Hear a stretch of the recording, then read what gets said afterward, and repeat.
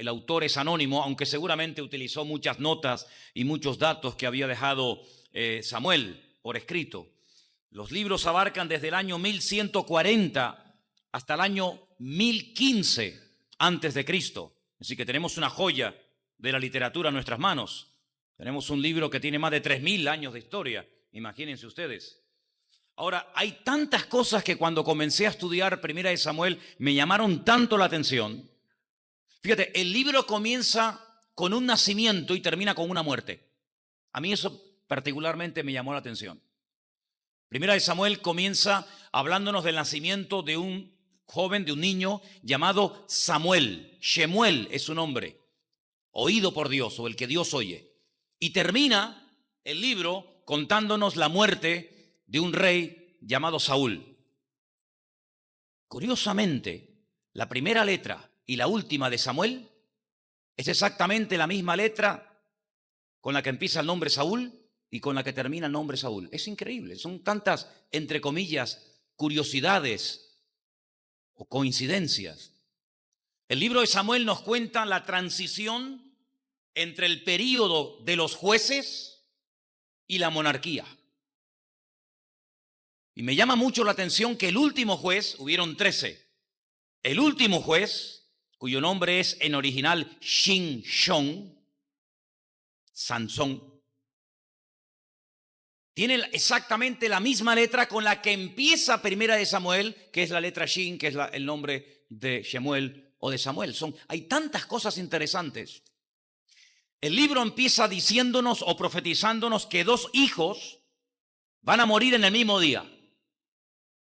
Y el libro termina hablándonos de 3 hermanos que mueren en el mismo día. Es curiosísimo. La muerte de Ofni y de Fines, los 2 murieron el mismo día.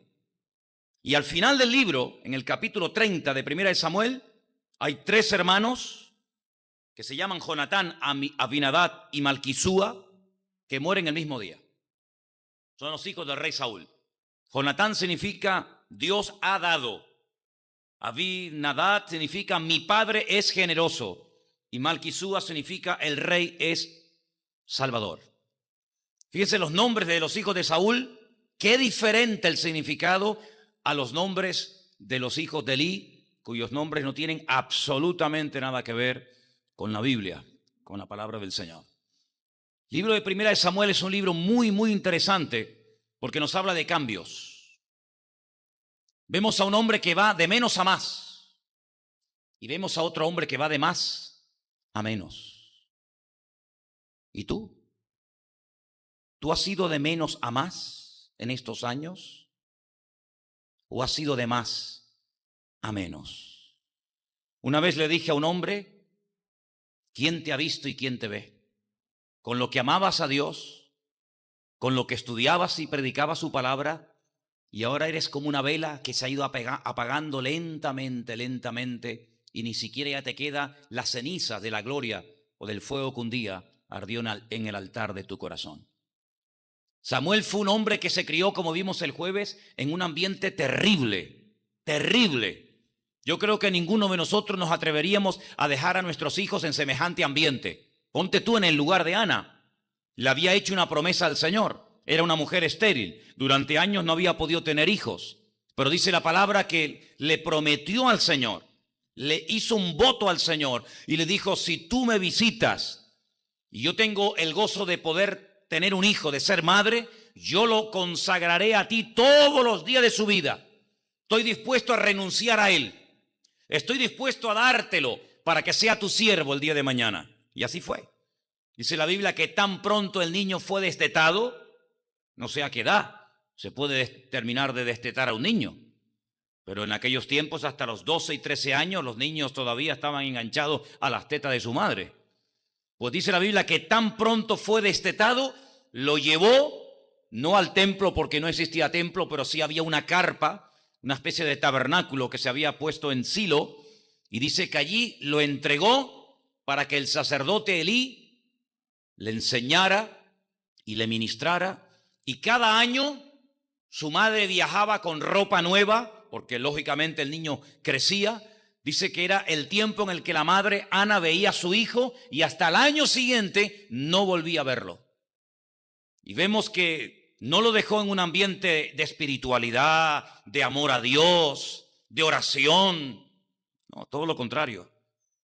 Los hijos del sacerdote Elí eran hombres perversos. Dice que llegaron a tener relaciones sexuales con mujeres dentro del mismo lugar de culto, allí mismo, delante de todo el mundo. Dice, grande era el pecado de los hijos de Elí. Y allí se crió Samuel. Pero vimos esta semana, el día jueves, algo increíble. Cómo en un ambiente horrible, en un ambiente de inmoralidad sexual, en un ambiente de pecado, de desorden, de rebeldía, nace un muchacho que marca una diferencia durante 40 años de la historia del pueblo de Israel. Y curiosamente, vemos que de un ambiente malo sale una bendición de hombre como fue Samuel. Y luego vemos que en la vida de Samuel, en un hogar donde se oraba, donde la palabra de Dios era la base, donde era un hombre ejemplar, salen hijos que son un auténtico desastre. Y uno se da cuenta de que sí, el ambiente pues ejerce una influencia tremenda en la vida de los hombres, pero en el fondo los hijos tarde o temprano, por muy malo que haya sido el ambiente en el que se hayan criado, o muy bueno y santo, tarde o temprano toman su camino y toman sus propias decisiones. Y eso lo podemos ver clarísimamente en el libro sobre todo de Primera de Samuel. Ya sé que hay un personaje que al fin y al cabo después es el que destaca y marca una diferencia, que es David. Pero en esta tarde no quiero hablar de él. Pero fijaros qué interesante, hermanos. Estuve pensando, ¿qué diferencias hay entre Samuel y Saúl? Los dos estaban ungidos, uno para ser rey, otro para ser un sacerdote o un profeta y siervo de Dios. ¿Qué diferencias hay entre uno y otro? Hay muchísimas. Voy a compartir con ustedes algunas. Quiero llevarles, por ejemplo, a Primera de Samuel capítulo 3, del 19 al 20. Presten atención. Primera de Samuel 3, del 19 al 20. Dice así la palabra. Samuel creció, el Señor estaba con él y no dejó caer a tierra ninguna de sus palabras. Evidentemente esto es una expresión, es un hebraísmo. La palabra de Dios no es que se caiga al suelo. Es una forma de dar a entender el valor que él le daba a la palabra.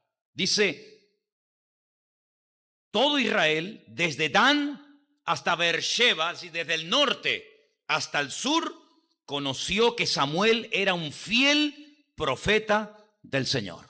¿Cuántos dicen amén? Así era este muchacho. Así era Samuel. Crecía, pero no solamente crecía por fuera. Ya vemos que su madre le llevaba una túnica cada año, pero también crecía internamente. Su relación con Dios, su espiritualidad. Crecía por fuera y crecía por dentro. Lo mismo cuentan los evangelios de Cristo también, ¿verdad? Fue una persona fiel que no dejaba caer a tierra ni una sola palabra del Señor. Así era él. Veamos cómo era Saúl. Vamos a Primera de Samuel, capítulo 15, versículos del 10 en adelante. Podríamos leer todo el capítulo, pero vamos a cortar un poco la lectura. Primera de Samuel, capítulo 15, 10 y 11. Vino palabra de Dios a Samuel diciendo, escucha esto. Primera de Samuel 15, 11. Me pesa.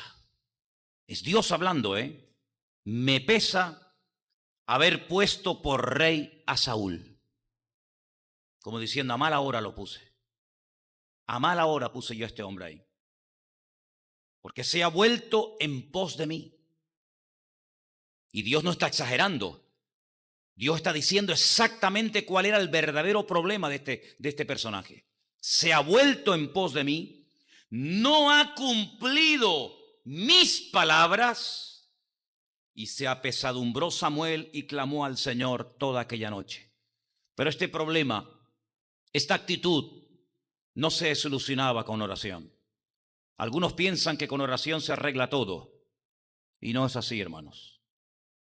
Toda la noche estuvo orando Samuel por Saúl y al día siguiente Saúl estaba igual o peor. ¿Sabéis por qué? Porque cuando uno no quiere cambiar, ya puede venir San Pablo bendito en persona a predicar la palabra, ya puedes ver milagros, señales y prodigios, ya puedes oír el evangelio durante todos los días de tu vida, que si tú te has posicionado y no quieres cambiar, el Señor va a respetar, aunque estés equivocado, tu equivocada decisión. Fíjate la diferencia. Samuel no dejaba caer a tierra ni una sola palabra de Dios. Saúl dice que no valoraba, no estimaba la palabra del Señor. Y fíjate lo que dice en el versículo 22. Seguimos en el 15, versículo 22. Samuel dijo: ¿se complace el Señor tanto en holocaustos y en víctimas como en que se obedezca a las palabras de Dios? Algunos están dispuestos a hacer sacrificios. Y el Señor dice: ¿y yo cuándo te he pedido a ti sacrificios? ¿Qué es más importante, los sacrificios que podamos hacer para Dios o que verdaderamente se le obedezca? Pues aquí está diciendo el Señor que más importante que los sacrificios es que se obedezca su palabra. Dice: ciertamente el obedecer es mejor que los sacrificios. No es que los sacrificios sean malos, pero es que hay algo mejor que los sacrificios. El Señor quiere que se le preste atención. Dice que eso es más importante que la grosura de los carneros. Y ahora viene algo tremendo que dice: porque como pecado de adivinación es la rebelión.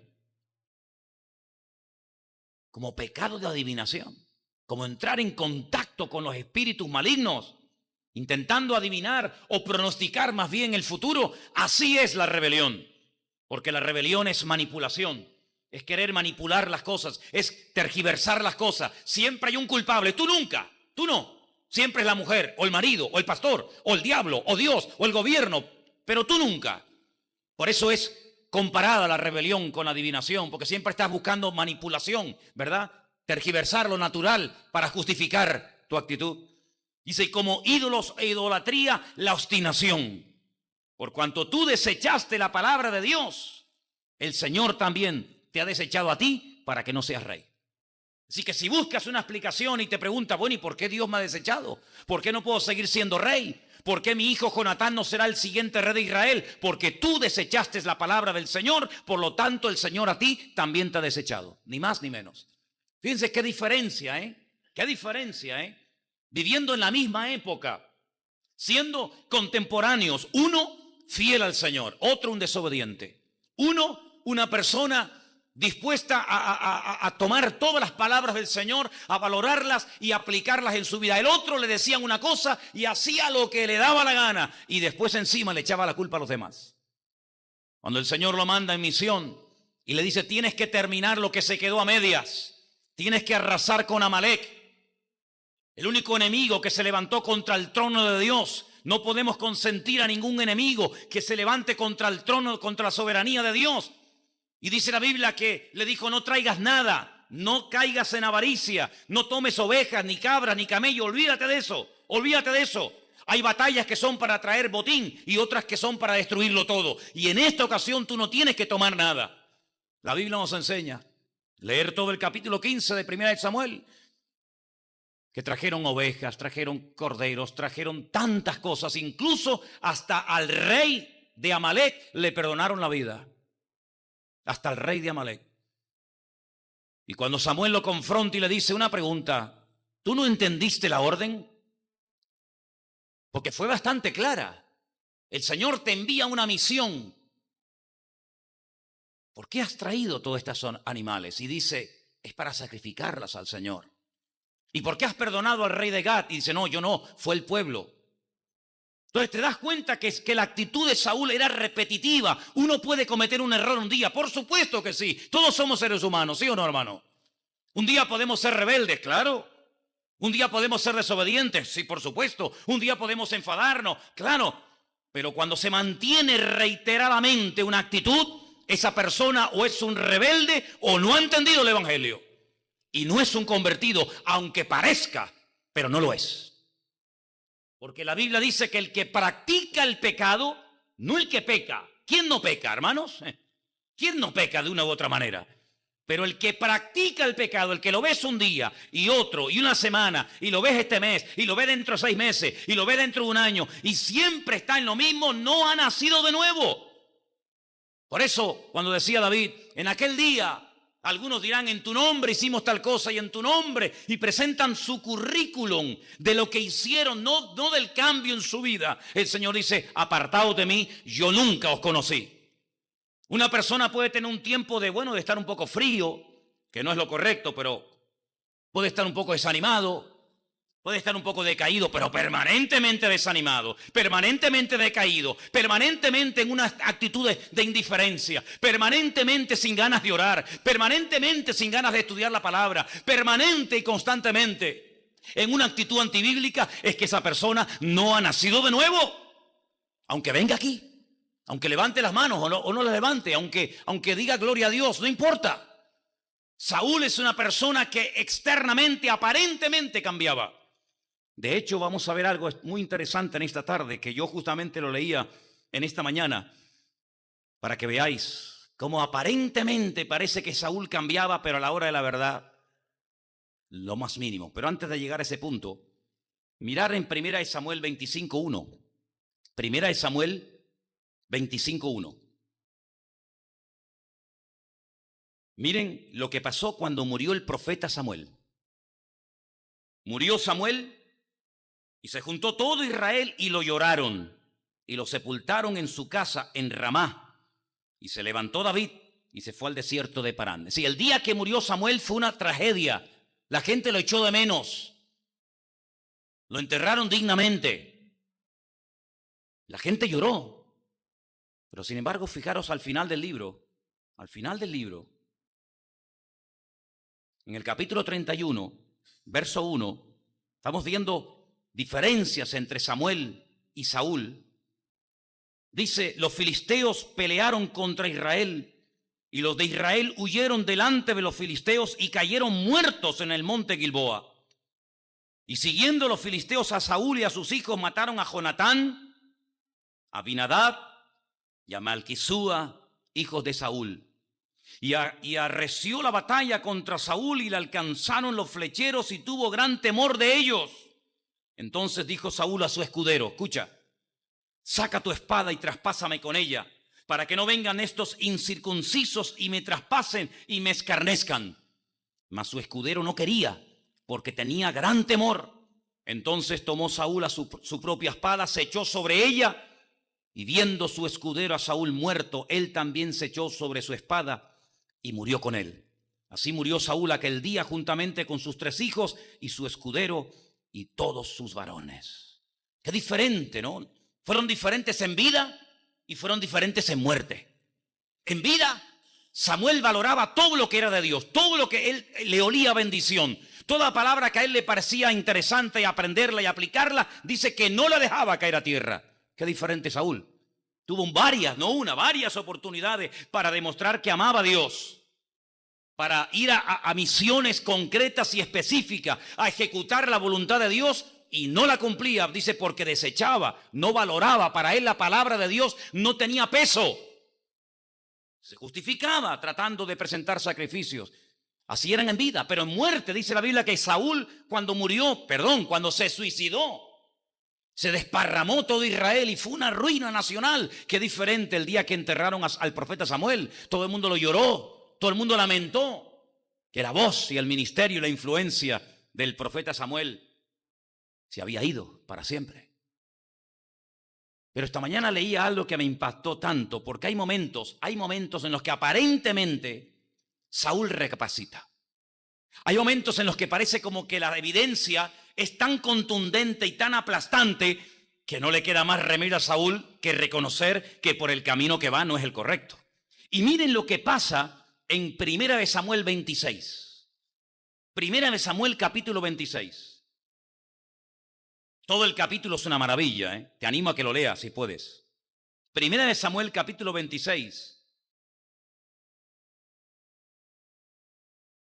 Resulta que se entera que Saúl, con miles y miles de soldados, está tratando de matar a David. Y se entera David dónde está acampado el rey. Y la costumbre era que la tienda, el rey durmiera en el centro del campamento y estuviera totalmente rodeado de su guardia para impedir que un enemigo entrara al campamento y lo matara. Pero mira lo que ocurrió. Capítulo 26 de 1 Samuel. Versículo 19. Ruego pues que el rey mi señor oiga las palabras de su siervo. Si el Señor te incita contra mí, acepte él la ofrenda. Mas si fueren hijos de hombres, malditos sean ellos en presencia del Señor, porque me han arrojado hoy para que no tenga parte en la heredad del Señor, diciendo, ve y sirve a dioses ajenos. David se mete por el campamento, llega hasta la misma tienda de campaña donde el rey Saúl está, le quita la lanza. Uno de los que le acompañan le dice, Dios te lo ha puesto delante de ti, levántate contra él y mátalo. Nadie se ha enterado, todos están durmiendo. Y David dice, no, que me libre el Señor de levantar la mano contra este hombre. Dios lo puso, que Dios lo quite, pero yo no. Entonces dice en el versículo 20, palabras de David, no caiga pues ahora sangre en tierra delante del Señor, porque ha salido el rey de Israel a buscar a una pulga, así como quien persigue una perdiz por los montes. Es decir, cuando David se va y se sube a lo alto de una montaña y empieza a gritar, Abner, Abner, tú no eres el soldado, tú no eres el encargado de cuidar personalmente de la vida del rey. Mira lo que tengo en la mano. La lanza del rey, lo podía haber clavado allí mismo, lo podía haber matado. Has sido un negligente, te has quedado dormido, no has cumplido con tu deber, con tu obligación. Cuando Saúl ve que mientras dormía, David podía haberle cortado el cuello. Mira lo que dice, versículo 21. Entonces dijo Saúl, he pecado. Vuélvete, hijo mío, David, que ningún mal te haré más, porque mi vida ha sido estimada, preciosa hoy a tus ojos. He aquí yo he hecho neciamente y he errado en gran manera. Oye, aquí hay un reconocimiento, ¿eh? El hombre reconoce que ha pecado, que está perdiendo el tiempo persiguiendo a un enemigo que no es su enemigo. Es más, David estaba casado con su hija, era su yerno. En vez de perseguir a los filisteos, en vez de ocuparse de lo que tiene que ocuparse, está perdiendo tiempo y dinero y está quemando al pueblo y a los soldados llevándolo de un lugar a otro detrás de un hombre que si alguien respetaba y amaba al rey, ese era David. Y Saúl reconoce que se ha equivocado. Dice, yo he pecado. Pero si leemos un poquito más adelante, en el versículo 25, Saúl le dice a David, bendito eres tú, hijo mío, David. Sin duda emprenderás tú cosas grandes y prevalecerás. Entonces David se fue por su camino y Saúl se volvió a su lugar. ¿Y a dónde se fue David? A vivir con los filisteos. Y dice en el versículo 27:7 que estuvo 1 año y 4 meses viviendo con los filisteos. Le ofrecía más seguridad y más paz vivir con el enemigo que vivir con su suegro, con el rey Saúl en Israel. Pero esta no es la primera vez que Saúl dice, ay, perdóname, me equivoqué. Tú me podías haber cortado la cabeza, tú me podías haber matado y reconozco que me equivoqué. No, pero es que hay más. No es la primera vez. Por eso, la segunda vez es más fácil pecar que la primera. Cuando tú caes en un pecado, cuando tú traspasas una línea, la segunda vez es más fácil. Y la tercera ni te cuento, ya la cuarta te acostumbras. La difícil es la primera vez. El temor, lo hago, no lo hago, me ven, no lo ven, me pilla, no me pilla. Y qué verá, dice Dios, y estoy nervioso. Pero cuando cruzas esa línea, ya te acostumbras. Te arrepientes el viernes y pecas otra vez al día siguiente. Eso es así. Un día estaba Saúl solo en una cueva.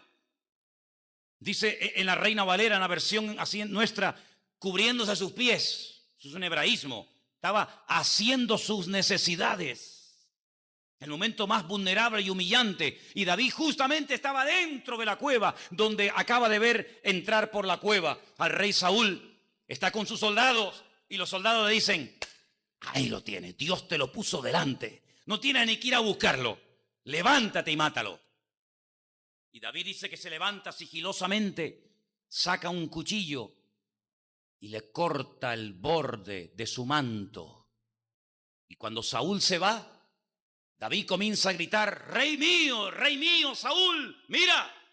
Y le enseña así un trozo de tela y le dice, ¿sabes lo que es esto? Mírate el manto, te lo he cortado.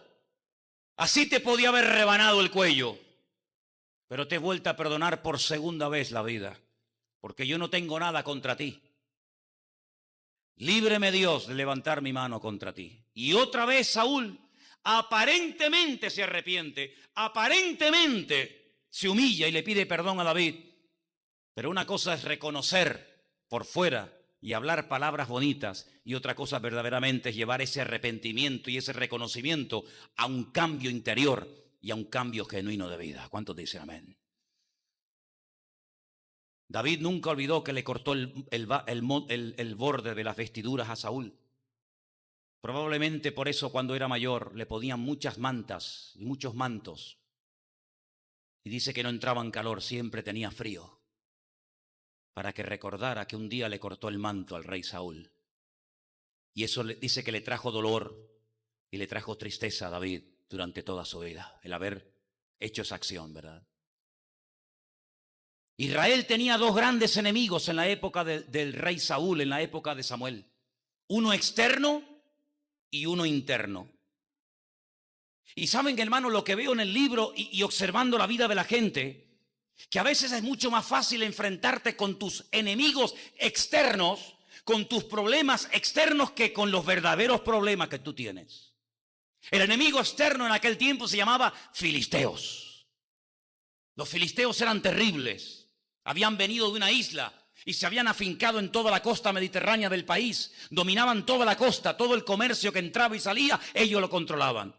Tenían desde la franja de Gaza, pasando por Askelón, Asdod, Ecrón y Gat, tenían todas las 5 ciudades principales de la costa mediterránea y observaban los barcos que venían o el comercio que se iba. Es decir, tenían estrangulada la economía del país. Al enemigo le encanta estrangular la fuente de riqueza y la fuente de prosperidad y de bendición del pueblo de Dios. Tenemos que ver en las páginas de la Biblia a qué se dedicaba cada enemigo. Unos se dedicaban a matar mujeres, otros se dedicaban a frenar la economía del país, otros se dedicaban a la guerra en los montes, otros se dedicaban a destruir a la juventud. Tenemos que ver con qué enemigo nos enfrentamos.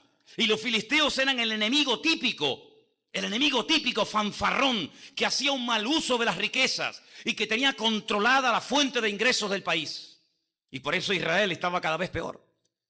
Y el Señor les decía que tenían que ir a pelear contra ellos. Y de vez en cuando ganaban y de vez en cuando perdían. Pero Saúl, amados hermanos, no se dio cuenta de que el verdadero problema con el cual él tenía que enfrentarse no era con los filisteos, sino que el peor enemigo que Saúl tenía se llamaba Saúl. Ese era el peor enemigo de Saúl. Como a nosotros nos pasa lo mismo. Nuestro peor enemigo no es Satanás. Tu peor enemigo no es la bebida. Tu peor enemigo no es la droga. Tu peor enemigo no es el orgullo. Tu primer y mayor enemigo eres tú mismo. Y por eso vemos que a veces, si en lo natural no somos capaces de vencer, tampoco en lo espiritual seremos vencedores. Hemos hablado en esta clase que estamos teniendo los martes sobre el discipulado de actos externos. Qué importante es en el mundo espiritual hacer actos externos. Le llamamos las llaves del reino. Un acto externo puede cambiar un panorama y una atmósfera espiritual tremenda. Poníamos varios ejemplos en esta semana, ¿os acordáis? Poníamos el ejemplo de cuando Moisés una noche con sangre de un animal se pone a pintar las puertas y los postes y las paredes de su casa. Y tú dices, ¿pero esto qué es? ¿Es que Dios no puede proteger la casa sin hacer esto? Hay gente que dice, bueno, yo no tengo que hacer nada. Sí tienes que hacer. ¿Cómo que no? Claro que tienes que hacer cosas. Esa sangre en la puerta fue un acto de fe. Esa sangre en las puertas en Egipto paró la mortandad en las casas. Fue un acto externo que cambió la atmósfera espiritual. Y dice que no había muerte en esos lugares. Pero fíjate qué interesante, cuando van a conquistar la ciudad de Jericó, dice que le dan a Rahab la ramera un trozo de tela y le dice, tú átalo en la ventana. Y ese acto de atar ese cordón, ese trapo en la ventana, fue un acto público, fue un acto de fe que protegió su vida y toda esa casa, los que estaban dentro. Porque dice que ella vivía entre muro y muro. Había un círculo concéntrico, un muro exterior y un muro interior. Y entre muro y muro Rahab vivía. Y dice que las murallas cayeron de arriba abajo, tanto la externa como la interna. Pero la casa de Rahab permaneció. ¿Por qué? Porque desde el día que se jugó, desde el día que se hizo ese acto externo y puso ese trapo en la ventana, Dios protegió esa casa de una forma sobrenatural. ¿Cómo no va a ser importante que levante las manos en un culto, hombre? ¿Cómo no va a ser importante? Entonces, ¿por qué lo dice el Señor en la palabra? ¿Por qué dice el Señor, levantad mano santa sin ira y sin contienda? ¿Por qué lo dice la Biblia? ¿Cómo no va a ser importante danzar en la casa de Dios? ¿Cómo no va a ser importante tocar las palmas? ¿Cómo no va a ser importante dar gloria a Dios en la iglesia? ¿Quién ha dicho que no es importante? En esta iglesia es muy importante expresar nuestra alabanza y nuestra devoción al Señor. Esto no es un cementerio. Esta es la casa del Dios vivo. Y aquí alabamos, danzamos, hablamos en lengua, aplaudimos, hacemos lo que haga falta. ¿Por qué? Porque para nosotros es un orgullo y un acto externo el poder alabar al Señor. Habéis oído hace poco, por eso cerraron la puerta de la iglesia. El gol, ¿se oyó el gol, sí o no? No estamos allí, estamos aquí en la iglesia, pero los de allí han hecho algo externo que se ha notado en la iglesia. ¿Cuándo será el día cuando en el estadio Eliodoro Rodríguez López diga la gente, pero ¿de dónde viene ese ruido? ¿De dónde viene ese fervor? Viene de la iglesia de Garcilaso de la Vega, número 13, donde adoramos al Rey de Reyes y Señor de los Señores. Y ellos tendrán que decir, ¿qué está pasando en ese lugar? Bendito sea Dios. Bendito sea Dios. ¿Cuántos dicen amén? Ellos dicen gol, yo digo, gloria a Dios. Gloria a Dios. Gloria a Dios. Gloria a Dios. ¿Te da vergüenza? A mí ninguna. ¿Le da vergüenza al señor de 80 años ir con su nieto a un estadio a decir gol? Ninguna. ¿Le da vergüenza ir con una bufanda del Tenerife en el cuello? ¿Le da vergüenza ser el idiota, insultar a un árbitro? Ninguna. ¿Y por qué a ti te da tanta, hombre? ¿Cuándo llegará el día que nos demos cuenta, amados hermanos, que los actos externos cambian el mundo espiritual? Claro que lo cambian, ya lo creo. Quitar la piedra. Vosotros tenéis que quitar la piedra. Yo la podría quitar así, pero la vais a quitar vosotros. Porque en el momento en que estéis dispuestos a quitar la piedra, en ese momento comenzará un proceso de cambio en la vida de Lázaro y en vuestras vidas también. En el momento en el que llenéis las tinajas de agua hasta arriba, en ese momento comenzará el milagro. En otras palabras, amados hermanos, no pienses que podemos vivir una vida pasiva. Yo no quiero creyentes aquí pasivos. ¿Me estáis oyendo? Yo no quiero gente pasiva aquí, ¿eh? Yo no quiero gente que venga a ver un espectáculo, a ver a los artistas cantar. Aquí venimos a hacer el culto entre todos, amados hermanos. Y aquí venimos a alabar al Señor. Y si no sabes, ven esta noche a mi casa y te tengo hasta las 4 de la mañana y te enseño cómo se alaba a Dios. Y si no sabes, pregunta, infórmate, asesórate, estudia, indaga. Rómpete delante de la presencia del Señor, hermano. Rómpanse delante de la presencia del Señor. Eso es lo que le dijo el pueblo. Eso es lo que le enseñó David al pueblo. Hermanos, que estamos trayendo el arca de la alianza. ¿Qué era el arca de la alianza? Bueno, era un mueble de madera de acacia, forrada de oro por dentro y por fuera. Las medidas exactas las tenéis allí. Si después queréis darle un vistazo, así eran. Un mueble. Pero un momento, un mueble que representaba mucho. Y en el libro de Samuel, David cuando sube al trono, lo primero que pregunta es, ¿dónde está el arca de la alianza del Señor? Y le dicen, ¿dónde está? Pues hace 40 años que no sabemos nada de ella. Así nos va. Así nos va. Guerras perdidas. El pueblo en la ruina total, la gente amargada, frustrada, entristecida, van a la guerra con miedo, prefieren irse a vivir a una cueva llamada la famosa cueva de Adulán, que ir a la guerra con el rey Saúl. Claro, si es que nos hemos acostumbrado a vivir en la religión, como decía David esta tarde, nos hemos acostumbrado a vivir en la rutina, en la monotonía, pero no hay presencia de Dios, no hay gloria en tu vida, hermano, hay gloria en tu vida, hermana. Hay gloria en tu familia, hermano. Hay gloria en los cultos. Vamos a ver. ¿Dónde está el arca del Señor? Dice, no, está en la casa de un tal Obed-Edom. Traedme el arca. Sí, ya sé que la forma no fue la correcta. Ya sé también que las formas a veces que utilizaba Jacob no eran las correctas, pero en el fondo Jacob amaba al Señor, Jacob amaba al Señor, tenía que aprender a hacerlo bien. Pero era tanto el deseo, era tanto el amor que tenía por el Señor, y yo prefiero gente que se equivoque por querer amar y servir al Señor, que gente que guarde la compostura, que no se equivocan nunca, pero están muertos como palos. Y el arca de la alianza la trajo a Jerusalén.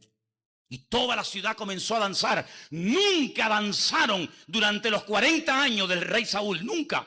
¿Cómo van a danzar si no les enseñó nadie? Pues si Saúl está muerto. ¿Qué transmite un líder muerto? ¿Muerte? ¿Qué transmite una persona que no tiene comunión con Dios? Muerte. No puede transmitir otra cosa. ¿Qué va a transmitir Saúl? La gloria de Dios, pero si no la tiene. Si uno de los versículos más tristes de la Biblia, ¿sabéis lo que dice?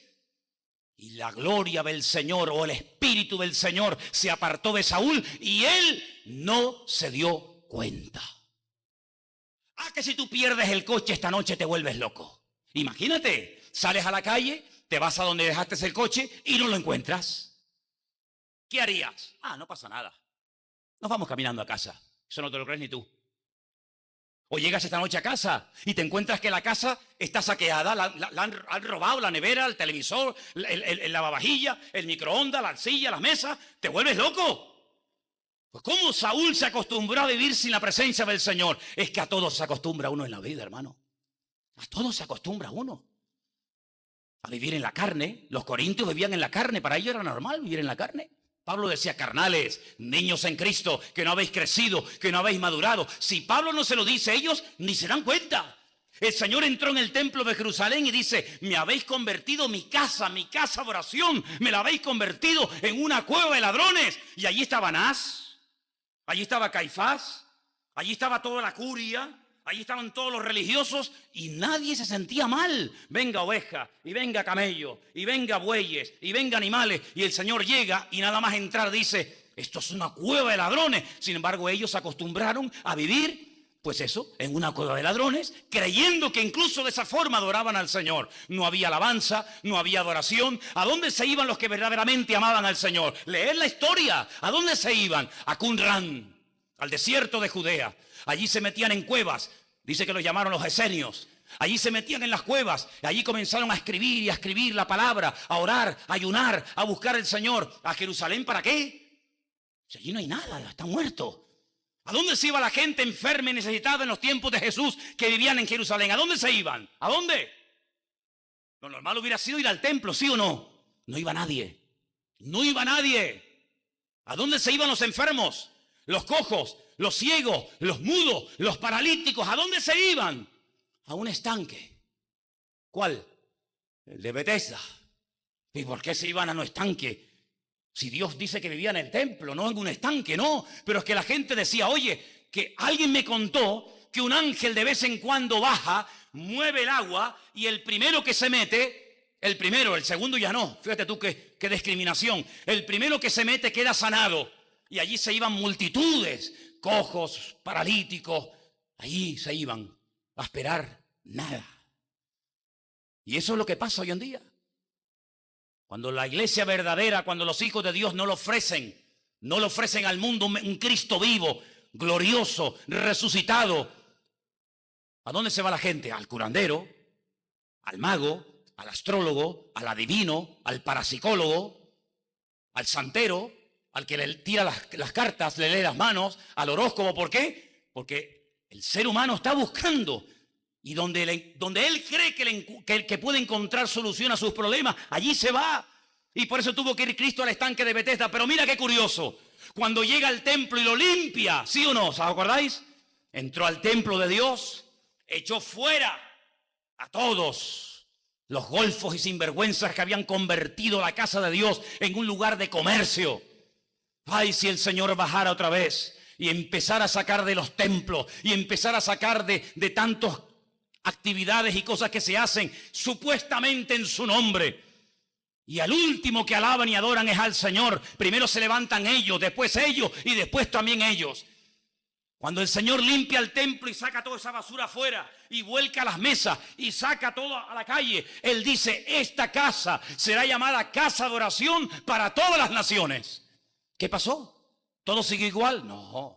Cuando una persona tiene un encuentro con Cristo no puede seguir igual, porque si sigue igual es que no ha tenido un encuentro con Cristo. Amén, hermanos. Si sigue igual es que no ha cambiado. Y si no ha cambiado es porque no se ha encontrado con el Señor. Ni más ni menos. Dice que empiezan a venir la juventud. Antes no iba nadie. Empiezan a ir los jóvenes y comienzan a decir, Hosana, Baruch haba Beshem Adonai, bendito el que viene en nombre del Señor. Y los religiosos que no soportan el ruido, que no soportan el perder la compostura, le decían, callado, callado, silencio, no diga eso. Jesús, reprenda a tus discípulos. Y le dice, si estos se callan, las piedras me alabarían. Cállate tú si quieres. Pero no impidas la alabanza y la alegría en la casa de Dios. Quieres vivir como muerto, vivir tú. Pero no transmitas a mi pueblo eso. Se corre la voz. Comienzan a venir cojos, mudos y paralíticos del estanque de Bethesda y la casa de Dios se llenó hasta arriba. Lean los evangelios, no les miento. Se llenó de enfermos y dice que eran sanados, eran liberados los endemoniados. ¿Por qué? Porque cuando la casa está limpia y cuando hay santidad, las cosas cambian. Cuando las cosas no cambian, no es por culpa de Dios, es porque tú estás muerto. Aunque tienes nombre de que vives, le dijo el Señor a una iglesia, ustedes están muertos. Así que, amados hermanos, vemos en el libro de Samuel, una tragedia. Un hombre que fue elegido rey, el primero. Un hombre que dice la Biblia que tenía Samuel 24 horas al día a su entera disposición. Le daba lo mismo. Un hombre que fue ungido con ese aceite fresco para que pudiera ser un hombre de Dios. Lo tiró todo por la borda. Todo lo tiró por la borda. Todo. Y terminó ¿cómo? Quitándose la vida. Amargado. Más solo que la una. Más solo que la una. Y lamentablemente ese día, cuando él cayó, los que estaban con él también cayeron. Y cuando le llega la noticia a David, y esto me llama poderosamente la atención, David se rasga las vestiduras, porque David verdaderamente amaba y respetaba a Saúl, y sobre todo a su amigo Jonatán, había hecho un pacto con él. Y comienza a llorar, y comienza a decir cosas tremendas. Quiero leerlas, por favor, estamos en 2 de Samuel, capítulo 1. Le llega la noticia a David y dice en el capítulo 1, verso 19. 2 de Samuel 1:19. Ha perecido la gloria de Israel sobre tus alturas. ¿Cómo han caído los valientes? Y ahora dice algo tremendo, tremendo. No lo anunciéis en Gad. No digáis nada. Gad, ¿qué es Gad? Donde viven los filisteos. ¿No te acuerdas de dónde era? ¿De dónde era Goliat? ¿De dónde era? Era Gad. De Filisteo, de Gad. No lo digáis en Gad. No deis las nuevas en las plazas de Ascalón. ¿Qué es Ascalón? Otra ciudad filistea. No digáis nada. Igual que los nosotros hoy en día. Igual que nosotros. Para que no se alegren las hijas de los filisteos. Para que no salten de gozo las hijas de los incircuncisos. Esto no se puede contar. Esto no es bueno que se diga. Hoy es un día triste en nuestro pueblo, hoy es un día triste, han matado al rey y a sus hijos. Si estas noticias llegan al campo del enemigo, imagínate, saltan, hacen una fiesta, una alegría, como cuando un palestino mata a tiros, a puñaladas a un judío, pues a los niños le dan caramelos y saltan de alegría y hacen una fiesta por la calle, igual, exactamente igual. Montes de Gilboa, ni rocío ni lluvia caiga sobre vosotros, ni seáis tierra de ofrendas. Si queréis un día os lo enseño. Si queréis un día os lo muestro. Te llevo al monte Gilboa y vas a ver un monte precioso, pero hay un trozo del monte pelado, seco, como si le hubieran echado lejía, para que me entiendas. No crece la hierba, han plantado pero no crece. Han plantado árboles, se secan y se mueren. Comenzaron a estudiar y dijeron, ¿por qué en este trocito del monte Gilboa no crece ni la hierba? Porque allí fue donde cayó la sangre de Saúl y de sus 3 hijos, Jonatán, Abinadab y Malquisúa. Y allí fue donde David dijo: ni el rocío ni la lluvia caiga sobre este monte. ¿Qué te parece? Le trajo una tristeza tan grande al corazón de David ver que el hombre que lo tuvo todo y lo perdió todo. Si alguien en esta vida podía haber llegado a ser un hombre influyente, importante, usado para la gloria de Dios, ese fue Saúl. Pero no quiso. Jugueteó con el pecado. Parece que se arrepentía, parece que cambiaba, pero en el fondo, Saúl desde el primer día hasta el último fue un rebelde y fue un desobediente. Tuvo la oportunidad de cambiar, pero no quiso cambiar. Porque ¿sabes quién es la persona que no cambia? El que no quiere cambiar. Yo te pregunto a ti, ¿tú quieres cambiar?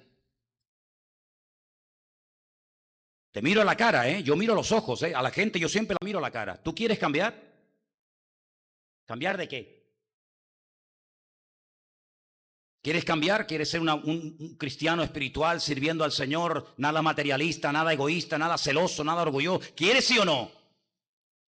Tú verás, porque si no quieres aquí, no sé qué haces aquí. Aquí se viene a cambiar, amén, hermanos. Aquí se viene a cambiar. Aquí entramos de una manera y queremos salir de otra. Aquí venimos a que Dios trabaje con nuestra vida, nos forme, nos forje.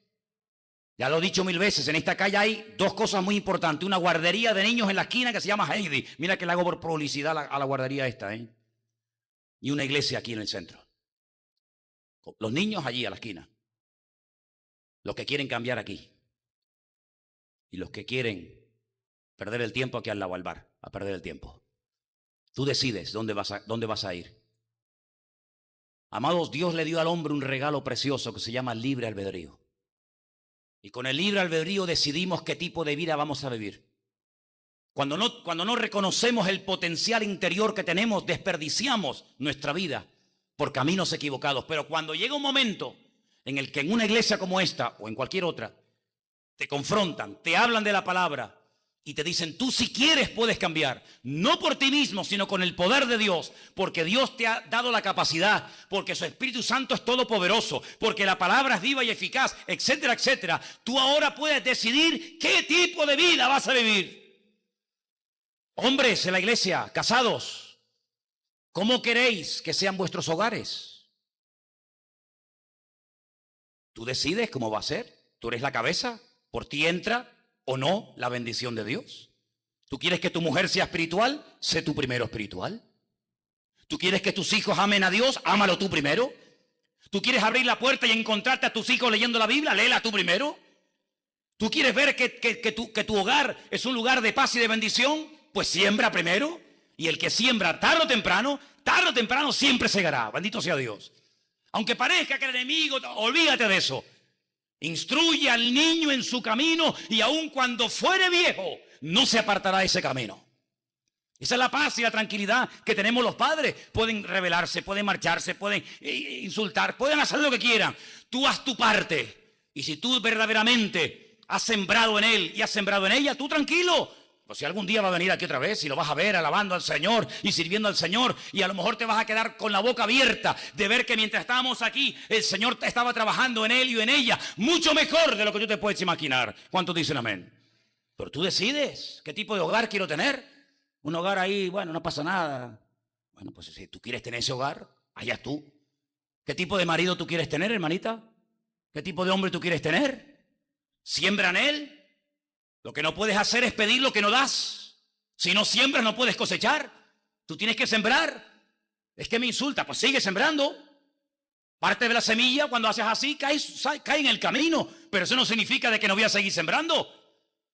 ¿Qué tipo de padres quieres tener?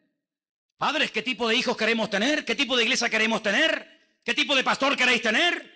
Podemos elegir. Dios nos ha dado a nosotros ese poder y esa capacidad de poder escoger. ¿Quieres ser un ladrón? ¿Quieres ser un amargado? ¿Quieres ser un drogata? ¿Quieres ser un alcohólico? ¿Quieres ser un amargado? Tú lo eliges. Pero tú puedes escoger hoy.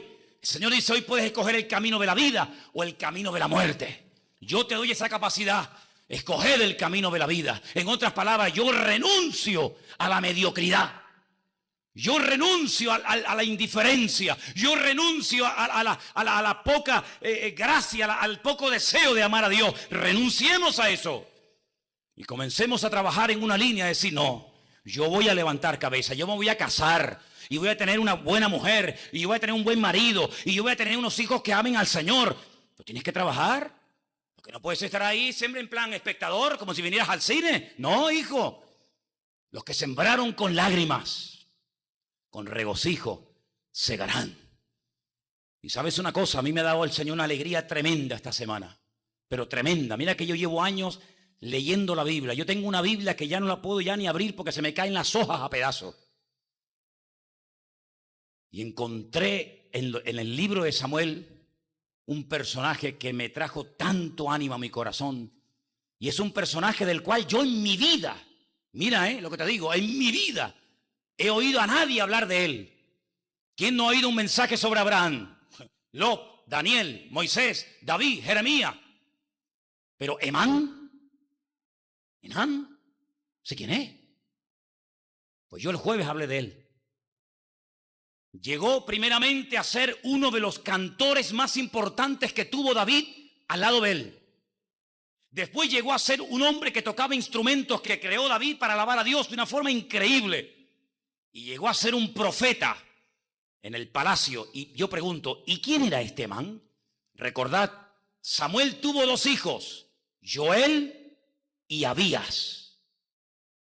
Emán era el nieto de Samuel, era el hijo de Joel. Joel, sí, no fue el hombre que Dios quería para su vida, pero ¿sabes qué?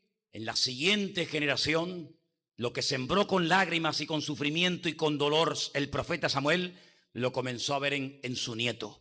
Y su nieto llegó a ser una de las personas más importantes. Era el encargado de toda la alabanza, de toda la adoración. Y dice que después, cuando Salomón construye el templo, le dice, tú que eras fiel al Señor, alabándole con una arpa y alabándole en una carpa ahí en el desierto, tú que has sido fiel en lo poco, yo te pondré sobre lo mucho. Dice que fue el encargado de la alabanza y de la adoración en el templo que Salomón construyó. ¿Qué te parece?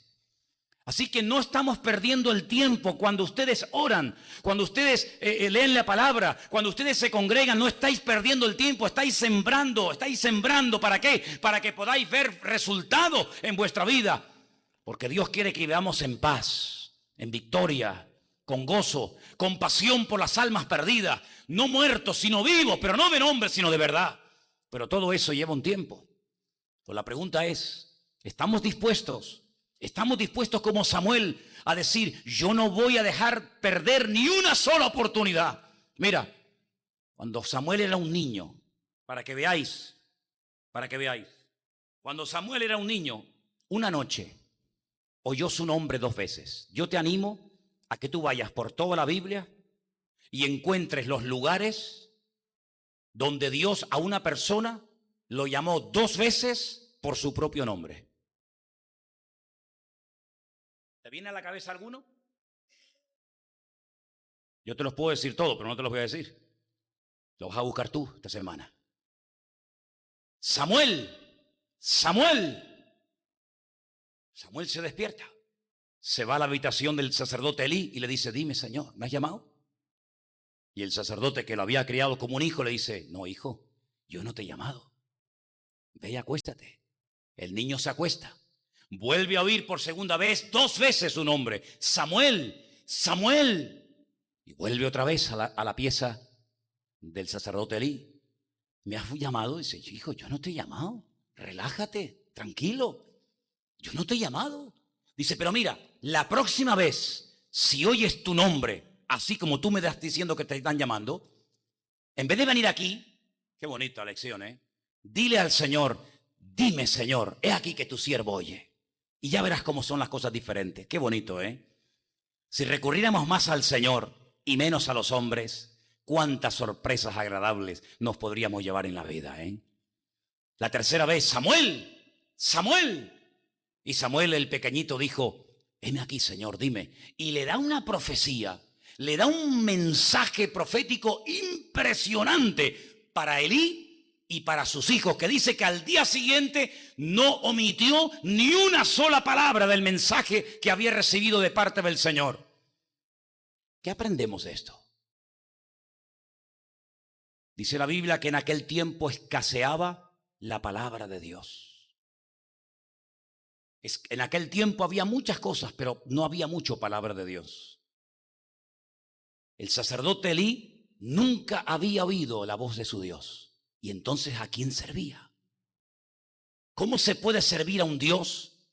¿Cómo se puede cantar a un Dios que no se conoce? Es una incongruencia. Es como la iglesia de la Odisea. Cantaban, había comenzado el culto, pero el Señor no estaba en el culto. Dice, he aquí yo estoy a la puerta y llamo. Si alguno oye mi voz y abre la puerta, entraré a él y cenaré con él y él conmigo. Y entonces, ¿a quién le cantaban?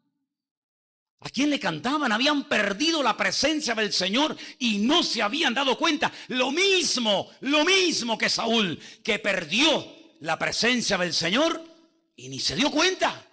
Pero es que también hay otro personaje que se llama Sansón, que dice que el Señor se apartó de él, el Espíritu del Señor se apartó de él y él no se dio cuenta. Y cuando fue a atacar a los filisteos le arrancaron los ojos, lo ataron de pies y de manos y lo llevaron a un molino, hicieron de él un monigote.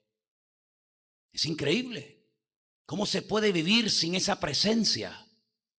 Pues aunque te parezca mentira, hay así, así de creyentes, así, multitudes de creyentes que no tienen cada día un encuentro con el Señor. Son religiosos, personas que te pueden hablar de la Biblia de Dios, pero muy poquito del Dios de la Biblia. Personas que conocen más de la liturgia y de lo que hay que hacer y de lo que no hay que hacer, de cómo hay que dar el pan, de cómo no hay que dar el pan, de cómo hay que ofrecer el vino, de cómo no ofrecerlo, de cómo es la ofrenda, todo eso lo conocen, pero de vida práctica, de vida viva, no tienen ni la más remota idea. Y eso es a lo que yo quiero llevarles a ustedes, quieras o no quieras, aunque me mates. Llevarte a una vida viva, dinámica en el Señor.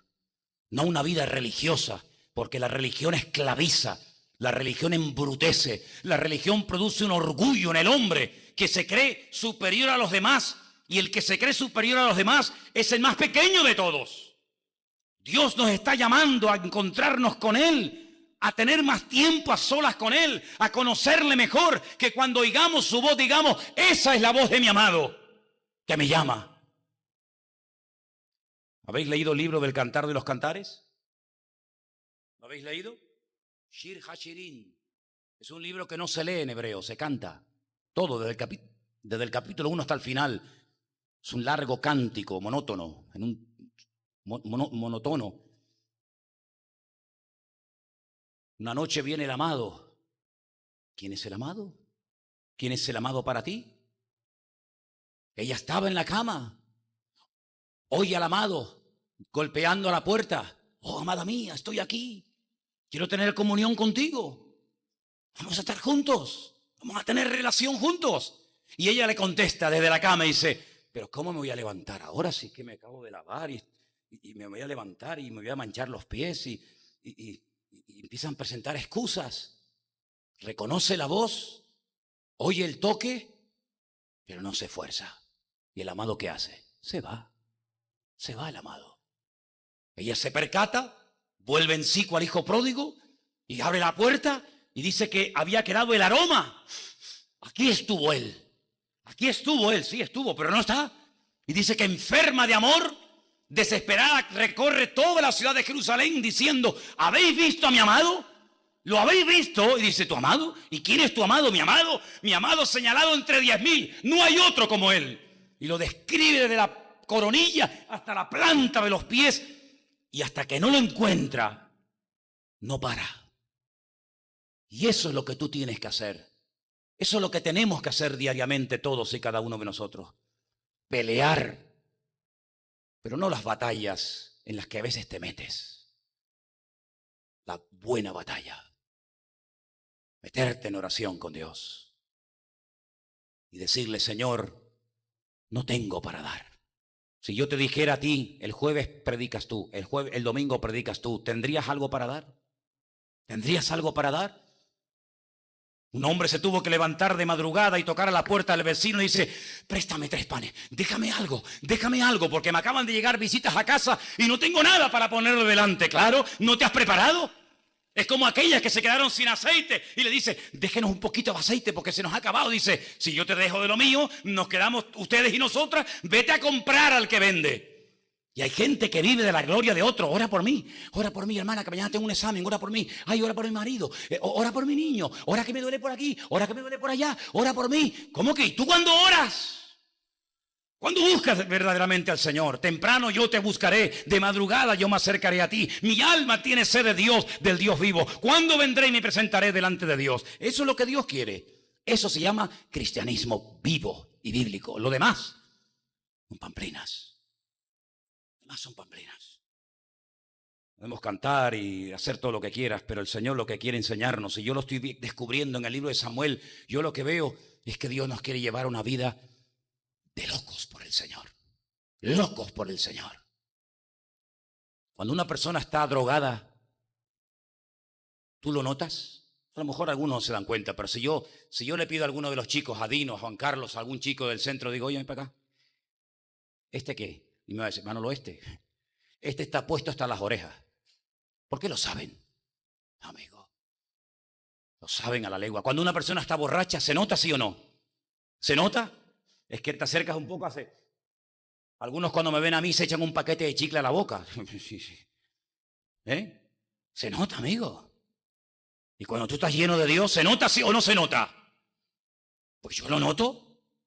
Cuando uno está lleno de Dios y cuando uno está más vacío que una tinaja vieja. Y Dios quiere llenarnos a todos y a cada uno de nosotros. Yo podría estar hablando horas, pero al final me vais a matar. Al final hasta te vas a enfadar conmigo, porque te voy a dar caña hasta machacarte. Te voy a reventar a palos. Porque hasta que no te vea más espiritual que yo, no voy a parar. Te voy a hacer insoportable cada culto. Te voy a estar vigilando de noche y de día. Voy a ser la gotera continua en tu vida. Y te quiero ver orando, y te quiero ver predicando, y te quiero ver sirviendo a Dios. Y no voy a parar, te voy a reventar a WhatsApp todos los días. Porque con 54 años que tengo no puedo ya perder más tiempo en tonterías. Queremos una iglesia espiritual, queremos jóvenes que sean bombas, que sean fuego en esta isla, hermanos.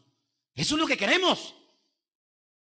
Salieron de Irak, llegaron a Siria, bajaron a Egipto, llegaron a Túnez, están a punto de entrar en Argelia, y de Argelia a Marruecos, y de Marruecos a España. Y se vuelve a repetir la historia que ya ocurrió.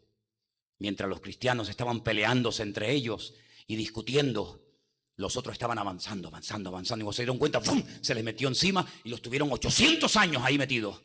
¿Qué te parece, amigo? Es tiempo de pelear la buena batalla, es tiempo de buscar a Dios. No hay tiempo que perder, hay que buscar de Dios. Mujer, dile, no te veo orar. No te veo orar nunca. Ora. Es que déjame en paz. No te dejo en paz. Y si se enfada contigo por obligarle a orar, que se enfade. Que se enfade.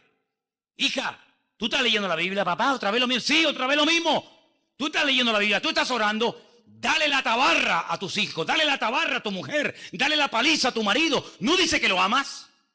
Pues el que amas te hará sufrir. ¿No dice la Biblia eso? Fieles son las heridas del que ama. Vigila de su vida. Ora por él, ora por ella. Hagan equipo, ciérrense ahí como una piña. Pero vamos a hacer de nuestras vidas verdaderamente fructíferas para la gloria del Señor. ¿Cuántos dicen amén? Este no es un mensajito para que aplaudáis, ¿eh? A mí no me interesa si aplaudís o no aplaudís. Si os gusta o no os gusta, yo paso olímpicamente esas movidas. Hay predicadores que les gusta, que les aplauda. Y el reverendo, el avión, el helicóptero. A mí me importa un pepino toda esa vaina. A mí lo que me interesa es que tú llegues a un punto en el que digas, yo voy a por todas en el Señor. Que sales de aquí despotricando y hablando de mí, si ya estoy acostumbrado. Si ya estoy acostumbrado. No tengo ningún problema. Si yo preguntara, a ver, ¿quién no me ha criticado de aquí? Pocos podrían levantar la mano. No tengo problema en eso. Eso va en el paquete, va incluido. Pero yo estoy aquí para hacer de ti un hombre y una mujer de Dios. Y yo les pido también a vosotros, Marcos, Anderson, Elena, Armando, hermanos, si me veis que aflojo, que ya no soy lo que era, que ya no ora, decía, Manolo, ¿qué pasa, Manolo? Tú que corrías la buena batalla, ahora te nos vas a quedar atrás. Darme caña, exigirme a mí también, hermanos. Y mutuamente nos vamos a apoyar para que podamos pasar el testigo y podamos poner esta tierra con la ayuda y con la bendición del Señor patas arriba, y que se note que los hijos del Señor están en este país. ¿Cuántos dicen amén? Cierra tus ojos, hermano, ahí donde estás si quieres. Vamos a orar. Vamos a orar. Vamos a pedirle al Señor en esta noche: Señor, haz de nosotros algo nuevo. Algo nuevo, Señor. Renuévame la unción, renuévame el ministerio, renuévame en la alabanza, renuévame, Señor, renuévame, Señor, renuévame. Como dice el cántico, ya no quiero ser igual. Renuévame, Señor. Transforma mi vida, Señor, cada día. Domingo, cuando sea el domingo ese de resurrección, allí todos los cristianos en pie de guerra. Hay que venir de Buenavista, de Icó, de la Punta Beteno, da igual. Él vino del cielo. Si Él vino del cielo dejando la gloria, ¿cómo no voy a hacer yo un esfuerzo por mi Señor? Faltaría más. Hasta ahí podríamos llegar, hombre. Hasta ahí podríamos llegar. Queremos en esta noche decirle al Señor que haga de nosotros gente viva, gente eficaz en el reino. Queremos en esta noche decirle al Señor: enciéndeme con el fuego de tu altar. Solamente, escucha bien lo que te voy a decir, voy a ser muy claro para que no me malinterprete nadie. Solamente si vas en serio, solamente si te vas a esforzar y te vas a dejar de niñerías y te vas a dejar de mirar a derecha o a izquierda y te vas a dejar de ser tú el centro de atención, y solamente si vas en serio con el Señor y estás dispuesto a poner la mano en el arado y seguir adelante contra viento y marea, solamente si vas en serio con Dios, yo te voy a pedir que hagas un acto externo esta noche. Que pases aquí delante y juntos oraremos al Señor para que Dios nos fortalezca en la batalla. Solamente si vas en serio con Dios. Los demás no me interesa. Solamente si vas en serio con Él.